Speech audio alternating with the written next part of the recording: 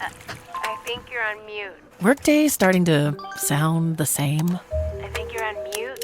Find something that sounds better for your career on LinkedIn. With LinkedIn Job Collections, you can browse curated collections by relevant industries and benefits, like flex PTO or hybrid workplaces, so you can find the right job for you. Get started at linkedin.com/jobs. Finding where you fit. LinkedIn knows how. This episode is brought to you by State Farm. Knowing you could be saving money for the things you really want is a great feeling. Talk to a State Farm agent today to learn how you can choose to bundle and save with the Personal Price Plan. Like a good neighbor, State Farm is there. Prices are based on rating plans that vary by state. Coverage options are selected by the customer. Availability, amount of discounts and savings, and eligibility vary by state. You know, networking can feel like a real drag sometimes. You know what I mean? Like awkward small talk and just collecting business cards, you know. But I think it doesn't have to be that way. What if I told you that we can build a powerful network that can really change your job search and your whole career? Are you ready to like ditch the old school networking playbook and find some like really game-changing strategies? Absolutely. I think the sources that we have today really challenge the idea that networking is like a pure transaction, you know? Instead, they talk about building a network that's really supportive and something that can help you on a much deeper level. So we're not just talking about people who can get you a job, but people who really have your back. Yeah. Like throughout your career. Right. Exactly. Think about it. A strong network can give you emotional support, like when you're feeling down, you know, Wow. and insightful feedback that can help you grow and even like boost your confidence when you need it most. That's a side of networking I think a lot of people miss. You know, they get so caught up in the job search part, we forget about those long-term benefits of having a supportive community. Right. And the sources have some really good advice on how to do that. You know, one thing they say is to like identify people who genuinely want to see you succeed. Could be your family, close friends, even former colleagues who understand your career path. Yeah. It's like having your own like personal board of advisors or something, like people you can turn to for encouragement, honest feedback, and maybe even a little tough love when you need it. Exactly. Yeah. And the sources also talk about connecting with peers and colleagues who share like your values and career aspirations. These are the people who get where you're coming from and what you're going for. That makes a lot of sense because when you're around people who are on a similar path, it's got to be really motivating, inspiring. I know the sources actually mentioned mastermind groups as a way to do this. What are those exactly? Yeah. Mastermind groups are small groups of people who get together often to share ideas, solve problems, and hold each other accountable for reaching their goals. They're a super powerful way to build a supportive network that's focused on growth. So it's like a structured way to use the wisdom and experience of the group. Exactly. Yeah. And it's really helpful for those who are thinking about a career change, which is another big theme from the sources, navigating career transitions. Ah, yeah. For those of you thinking about making a change, the sources offer some really great advice on how to use your network during this process. Right. They emphasize taking stock of your current skills and figuring out which ones can be used in your new field. Yeah. And that's where a diverse network is really helpful. Because you can connect with people from different industries and get their take on what skills are hot and how to best position yourself for a new role. Exactly. And even beyond just skills, a supportive network can give you great feedback on your resume, your cover letter, and even your overall career strategy, you know? They can offer insights into different industries, connect you with people they know, and even open doors to hidden opportunities. Yeah. It's almost like having a team of career coaches guiding you every step of the way. That's a great way to put it. The sources also stress having a clear roadmap for your career transition, you know, defining your goals, figuring out your target industries, setting deadlines, and mapping out the steps you need to get there. Yeah. It's about being strategic about the change, not just jumping ship without a plan. Exactly. One thing they highlight that I thought was really cool is using internships or volunteering to get experience in your new field. That's so smart. You're not only building your resume and learning new skills, but you're also growing your network in that industry. It's a total win-win. Speaking of building connections, that brings us to the world of virtual networking. Ah, yes. Virtual networking. It's become the new normal. With all this remote work, what do the sources say about making the most of these online connections? They say it's not just about, like hopping on Zoom calls or sending a request on LinkedIn.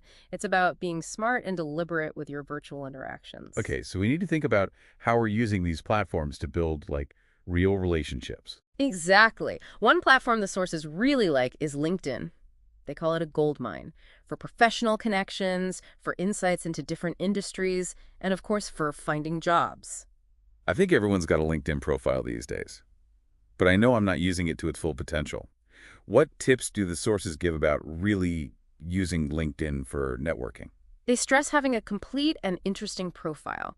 And I'm not just talking about listing your jobs and skills. Think of it like your online resume, but with personality. So show off your wins, highlight your special skills, Yeah. and even put in a bit of your personal brand. Exactly. And don't forget keywords. That'll help you show up in searches when recruiters and hiring managers are looking for someone like you. Keywords, got it. Like SEO for your career. Yeah. Anything else about LinkedIn? Yeah, the sources talk about being active on the platform. Don't just wait for people to find you. Get into conversations, join groups in your field, and share stuff that shows what you know. So be a participant, not just a spectator, in the LinkedIn world. Exactly. And beyond LinkedIn, the sources mention using Twitter and Facebook for networking too. You can build your brand, connect with potential clients, or even collaborators, and get into industry conversations. It's funny how these platforms we think of as social can be powerful tools for professional networking too. And let's not forget video conferencing tools like Zoom and Skype. They've become super important for virtual face-to-face, like for meetings, informational interviews, or even online events. I think we're all Zoom experts now. Any tips from the sources on how to make the most of those virtual interactions? They say be prepared, like you would for a real meeting. Research the person you're meeting with, have questions ready, and be mindful of your background and how you look. It's easy to forget about that stuff when you're at home, but first impressions still count, even online. Totally. And just as important, follow up after your virtual interactions, send a thank you note, connect on LinkedIn, and find ways to keep the conversation going. It's about building those bridges and keeping those connections strong, even if they started online. Now, we've talked a lot about building a supportive network and mastering online connections. But how do you actually build a powerful network, like one that can really push your career forward? The sources give a framework for building a powerful network. That's more than just collecting contacts. They talk about diversity and inclusion, finding allies and champions, and making a strategic referral system. Let's break that down. What do they mean by diversity and inclusion in networking? They mean having a network with a lot of different backgrounds, perspectives, and experiences that not only opens your mind to new ideas, but also helps you avoid that echo chamber of just connecting with people like you. It's about getting out of your comfort zone and seeing the value in different perspectives. Absolutely. And a diverse network can also open up more opportunities. Makes sense? What about those allies and champions? How do we find the people who are really in our corner? They might already be in your network. Think about the people who've always supported you, given you helpful advice, or spoken up for you in the past. Colleagues, mentors, old bosses, maybe even professors or classmates. Exactly.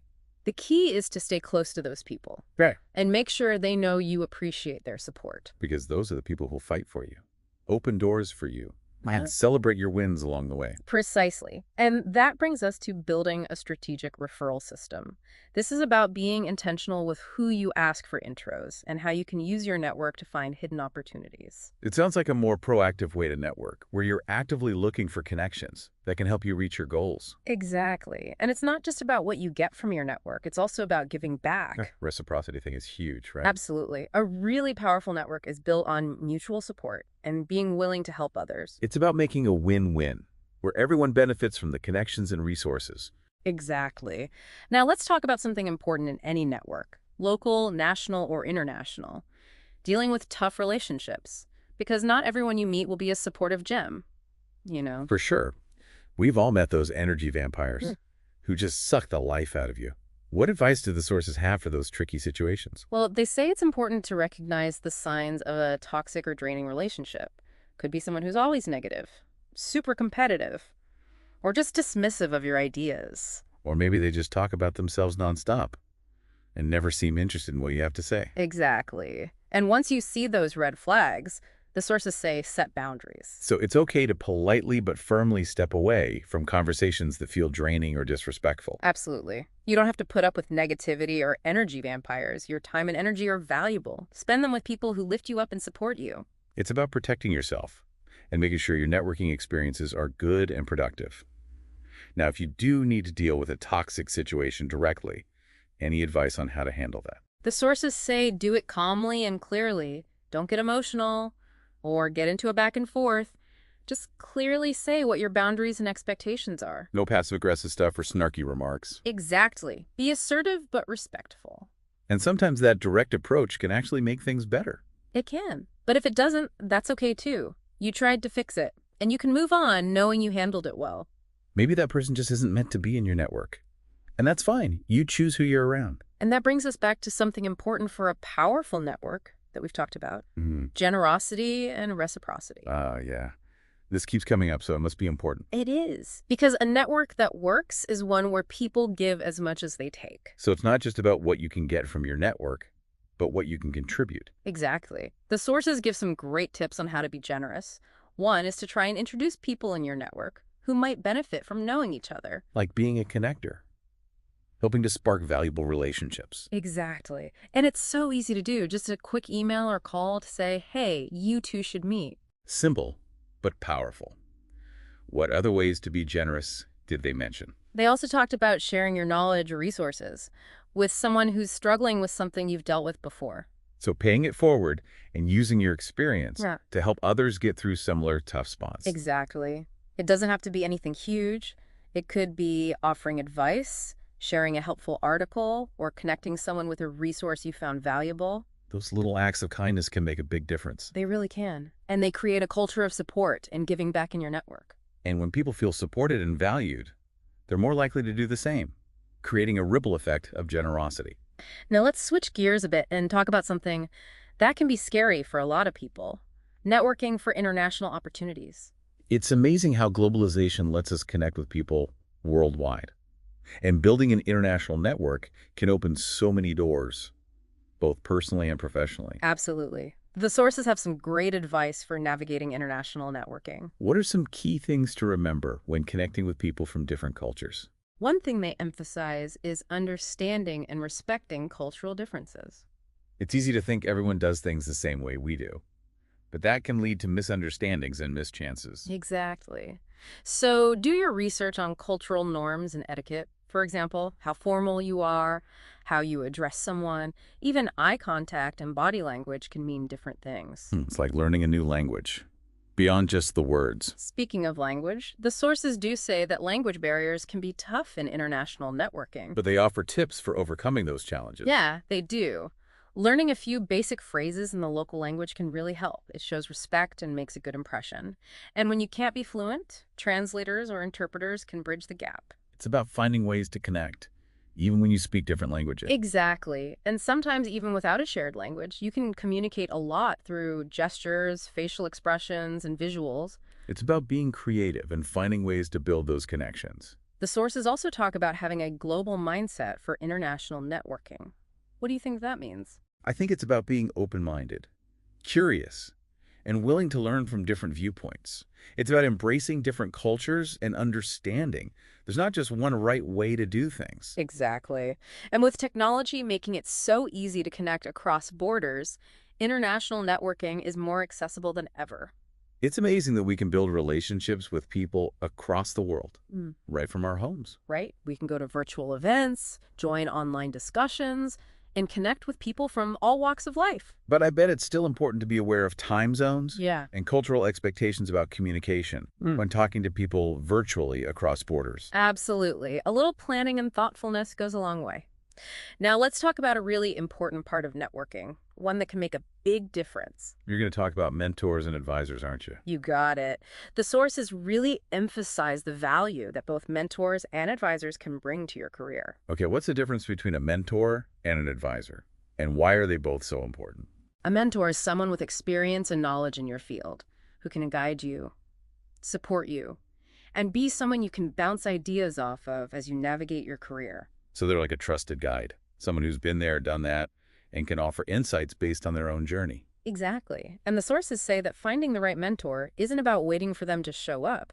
You have to be proactive. So how do we find these mentors? Where do we even begin? Start by identifying people you admire, whose careers inspire you, and whose values align with yours.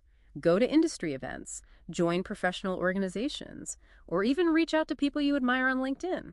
So put yourself out there and say you're interested in learning from those who've already walked the path you're on. Exactly. Now, advisors are different. They give you more specific expertise, often related to a challenge or decision you're facing. So a mentor is a long-term guide, and an advisor is someone you might talk to for a specific situation or project. Exactly. And just like mentors, the sources say be proactive about finding advisors. So if you're thinking about a career change, you might look for an advisor who specializes in that. Exactly. Or if you're struggling with a certain skill, you might find an advisor who's an expert in that area. It sounds like both mentors and advisors can really help you navigate your career and make good decisions. Absolutely. And the sources also highlight diversifying your network across industries and sectors. It can open your mind to new ideas and help you find skills you didn't even know you had. So don't limit yourself to your current field. Get out of your comfort zone and explore other industries that interest you.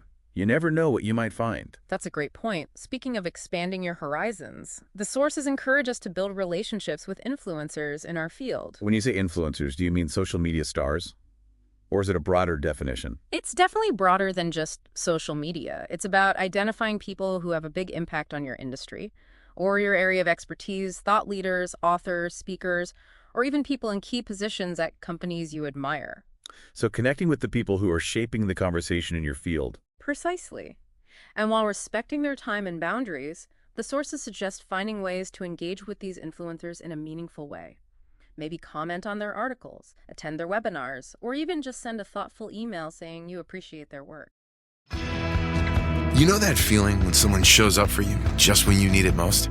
That's what Uber is all about. Not just a ride or dinner at your door.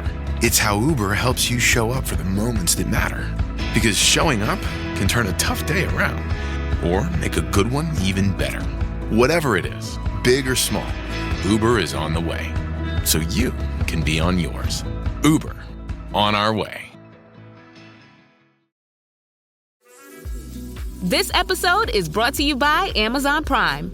From streaming to shopping, Prime helps you get more out of your passions. So whether you're a fan of true crime or prefer a nail-biting novel from time to time, with services like Prime Video, Amazon Music, and fast free delivery, Prime makes it easy to get more out of whatever you're into or getting into. Visit Amazon.com/Prime to learn more. It sounds tricky to find that balance between being genuinely interested and not being too eager or pushy. It takes some practice. And maybe most importantly, the sources say building a truly powerful network comes down to generosity and reciprocity. This keeps coming up. Why is giving back so crucial to networking? Well, when you approach networking with a what can I get mindset, it feels transactional and superficial. It's like a one-way street where everyone's just looking out for themselves. Exactly. But when you focus on how can I help others, it's a much more authentic and rewarding experience for everyone. So it's about networking with a spirit of collaboration and mutual support. Precisely. And the sources offer some practical tips. For example, try to introduce people in your network who might hit it off. Like being a matchmaker, helping to create valuable relationships. Right. Or offer to share your expertise or resources with someone facing a challenge you've already tackled. Paying it forward and contributing to the success of others. Exactly. And in doing that, you'll not only strengthen your network, but also build a reputation as someone who's helpful, supportive, and truly invested in the success of others. Which in the long run will probably come back to you in a big way. Absolutely. Okay, so we've covered so much. From building that supportive network, to mastering online connections, to setting up a strategic referral system. But there's one more thing the sources talk about that I think is key for a really powerful network. And what's that? It's keeping those relationships going over time. Because a network isn't just a static list of contacts, right? No way. It's a living, breathing thing that needs attention and care. So you can't just collect business cards or connect on LinkedIn and call it a day. Nope. It's about staying in touch, checking in, and finding ways to stay on their radar. Any tips from the sources on making this a habit without it feeling like a chore? They say set reminders to reach out to key contacts every few months. Even if it's just a quick email or call, to say hi and see what's up. So make it a routine, but keep it casual and real. Exactly. And don't underestimate the power of little things, like Sending a congrats note when someone hits a milestone, Yeah. sharing an article they might like, or just offering support when they're going through a tough time. Those small things can really strengthen a relationship. Totally, because building a powerful network isn't just about your career. It's Yeah. about making meaningful connections with people who can make your life better, both professionally and personally. That's a great way to put it. Yeah, And I think that leads to another important point: authenticity. absolutely. The sources really stress that authenticity is key to building genuine, lasting relationships. Because people can tell when you're being fake or trying too hard. Right. Authenticity is like a magnet. It draws people in and makes them want to connect with the real you. So how can we be more authentic in our networking? Start by being yourself. Don't try to be someone you're not or pretend to care about things you don't. Be genuine. Be you. And let your personality shine.